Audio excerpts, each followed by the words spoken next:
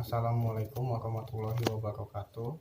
Saya Dedi Muhammad Saidi, NIM 1852111024. Di sini saya akan menjelaskan tentang konsep Islam dalam menghadapi krisis kinerja. Dalam perspektif ekonomi, Islam penyebab utama krisis ekonomi dan keuangan dapat diringkas dalam 5 kelompok.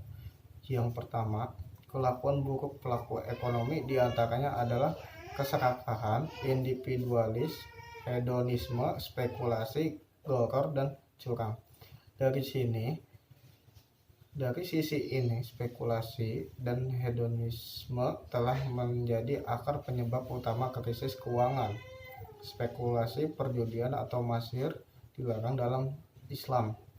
Judi di era modern ini dapat berupa spekulasi dalam perdagangan saham, spekulasi dalam perdagangan valuta asing, spekulasi dalam perdagangan komoditas, spekulasi di real estate, spekulasi lain di pasar manapun. Adapun goror yang dapat berupa kompleksivitas dalam transaksi, kompleksivitas dalam struktur produk keuangan, sekuritasi, sistem lindung nilai, dan asuransi. Gaya hidup hedonis adalah upaya untuk menghindari penderita dengan cara mencari kesenangan hidup melalui maksimal memanfaatkan sumber daya yang ada. Di antara ciri gaya hidup hedonis adalah menumpuk-numpuk kekayaan. Gaya hedonis diperingatkan oleh Al-Quran dalam surat At-Takasur 102. Perilaku buruk lainnya adalah monopoli, penimbunan, kontrol harga, manipulasi informasi, asistematis, tidak ada keadilan distributif, keserakahan, dan lain-lain. Semua itu juga dapat memicu krisis kerja. Kedua, faktor dan peristiwa eksternal. Di antaranya adalah siklus bisnis, bencana alam, wabah, penyakit menular, sistem moneter internasional, ketidakstabilan politik dan ketidakstabilan sosial, dan ketidakstabilan politik adalah variabel eksogen yang menjadi akar penyebab utama dari krisis keuangan saat pemerintah dan regulator tidak memiliki kendali atas mereka. Yang ketiga, sistem moneter keuangan yang tidak stabil. Ketidakstabilan tersebut termasuk sistem bunga ribawi, uang kertas, sistem perbankan, cadangan, fractional, sistem leverage, derivasi produk, dan penciptaan kredit melalui kartu kredit. Yang keempat, sistem moneter keuangan yang tidak stabil. Ketidakstabilan tersebut termasuk sistem bunga ribawi, uang kertas, sistem perbankan, cadangan, fractional, sistem leverage, derivasi produk, dan penciptaan kredit melalui kartu kredit. Yang kelima, sistem fiskal yang tidak berkelanjutan, diantaranya termasuk defisit fiskal yang tidak berkelanjutan, pajak yang berlebihan, uang negara yang berlebihan, pengeluaran yang berlebihan, manajemen persediaan komoditas, strategi yang buruk, dan sistem fiskal yang tidak efektif. Dan di sini cara mencegah krisis ekonomi global.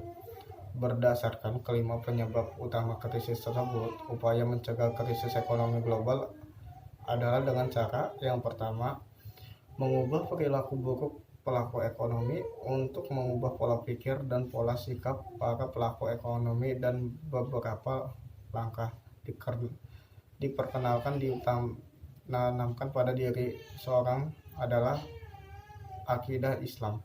Yang kedua, bertekad menjadikan akidah Islam sebagai landasan dalam berpikir atau menilai segala sesuatu secara landasan dalam bersikap dan berperilaku. Yang ketiga, meningkatkan pengetahuannya tentang ilmu-ilmu Islam.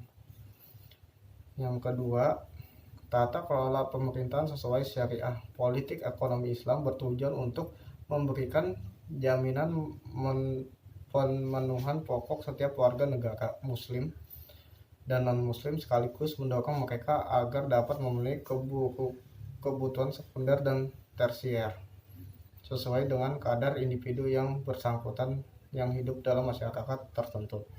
Yang ketiga, kestabilan sosial dan politik. Berdasarkan tata kelola pemerintahan dalam Islam, Khalifah akan melaksanakan dan memantau perkembangan pembangunan dan perekonomian dengan menggunakan indikator-indikator yang menyentuh tingkat kesejahteraan masyarakat yang sebenarnya.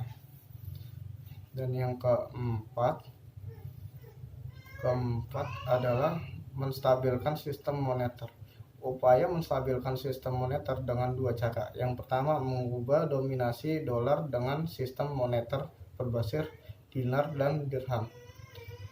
Yang kedua, mengganti perputaran kekayaan di sektor non-real atau sektor moneter yang menjadikan uang sebagai komoditas menjadi ke arah sektor real. Dan yang kelima, menstabilkan sistem fiskal dalam sistem ekonomi Islam dikenal tiga jenis kepemilikan pribadi, kepemilikan umum, dan kepemilikan negara. Seluruh barang sistem ekonomi Islam terkategori sebagai barang milik umum. Benda-benda tersebut tampak dalam tiga hal. Yang pertama, yang merupakan fasilitas umum. Yang kedua, barang tambang yang tidak terbatas. Yang ketiga, kepemilikan umum ini.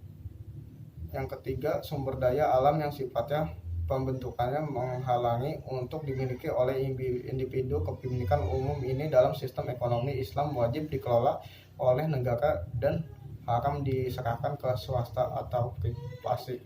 Sekian dari saya, terima kasih.